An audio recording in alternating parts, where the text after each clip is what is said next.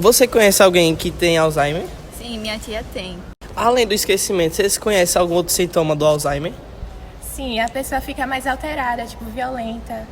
Você acha que o Alzheimer tem cura? Sim. Você sabe qual é a doença do Alzheimer? Sei, aquela doença do esquecimento? Qual a diferença de amnésia e Alzheimer? Rapaz, não sei não.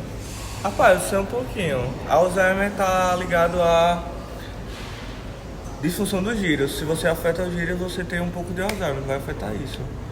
Amnésia, não sei, vai ser esquecimento.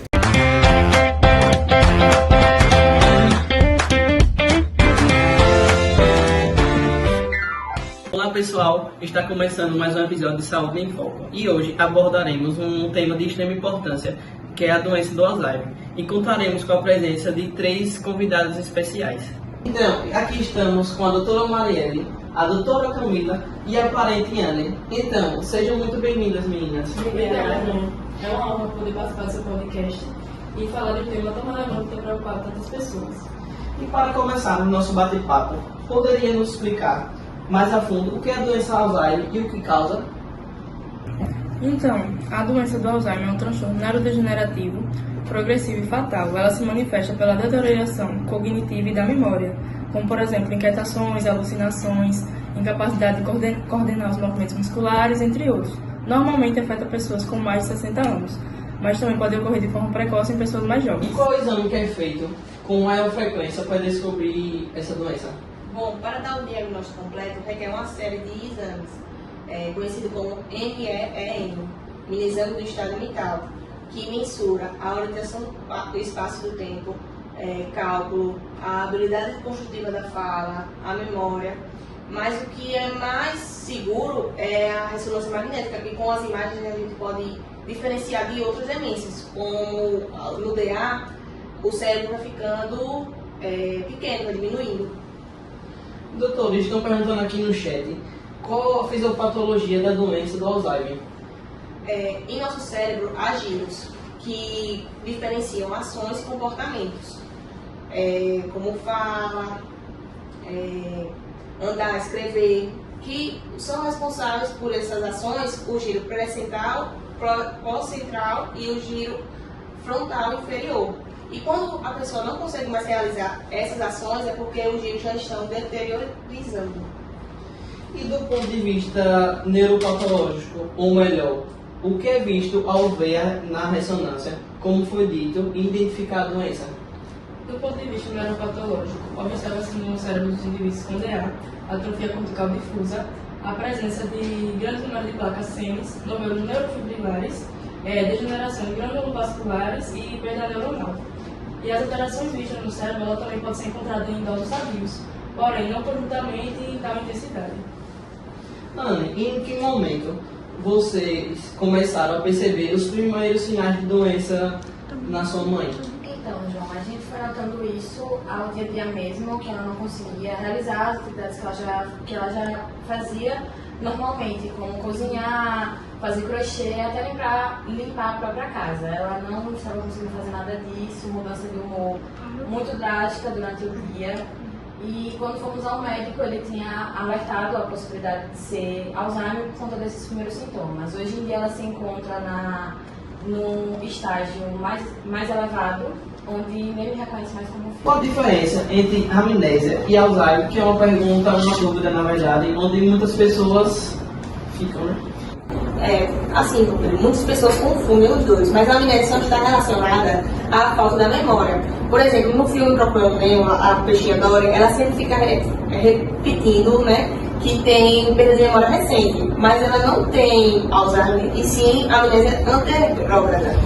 Isso acontece, né, também porque aconteceu uma falta de oxigenação no cérebro e quando ela saiu do ovo e gerou uma lesão no hipocampo. Já o Alzheimer, ele é mais severo. A pessoa não consegue mais realizar algumas habilidades, como eu tinha dito, né? Escrever, caminhar. Isso. Com quanto tempo, com a doença instalada, que sua mãe apresentou as dificuldades de hoje em dia? Após 2 anos de diagnóstico, ela perdeu a capacidade de caminhar, os braços ficaram rígidos, as alucinações com frequência e ela frequenta a fisioterapia 3 vezes na semana. E como a fisioterapia pode ajudar pacientes com esse diagnóstico? A fisioterapia é crucial. Quanto mais cedo começar, melhores serão os resultados a longo prazo. A fisioterapia neurológica ela pode ajudar a amenizar, diminuir as complicações do avanço da doença, proporcionando ao idoso mais autonomia para um período mais longo. Agora vamos gravar o quadro Verdade ou Mito?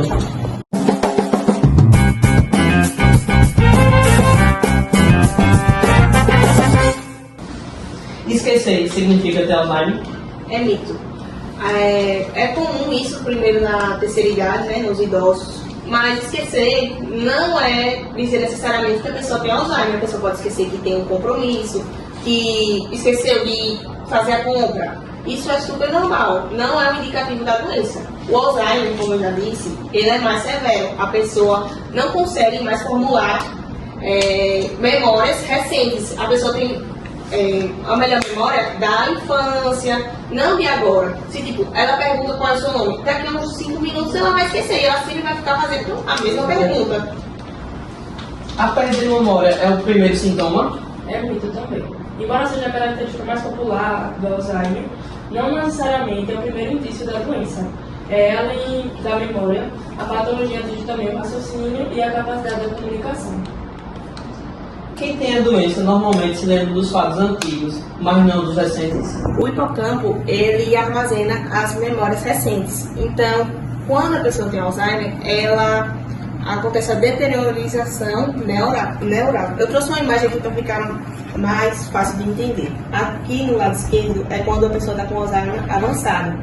O afinamento do córtex, o aumento dos ventrículos e as células lesadas, a proteína tal e a amiloide.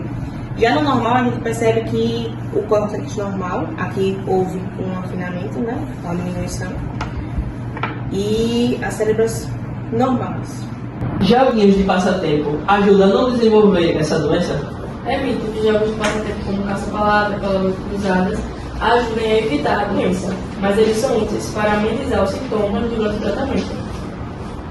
Antes de encerrarmos, doutora Marielle, o que podemos fazer para prevenir o Alzheimer e quais sintomas de alerta são os mais comuns? Manter os hábitos de alimentação saudável, manter uma vida social ativa, estimular estimulação cognitiva, né? Poder pintar. E os sinais são como ela mesmo disse da mãe, né? Que mudança repentina, o esquecimento de a música que ela preferida, que ela gostava, não conseguia mais lembrar, né?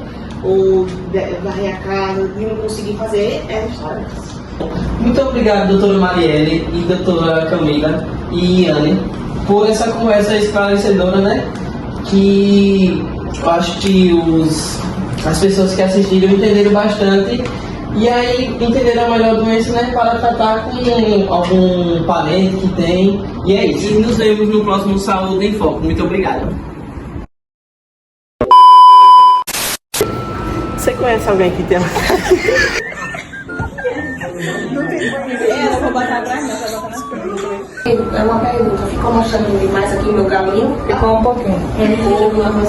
Estou muito triste. Cara, tá na minha Tudo por mal. Ah, Ok.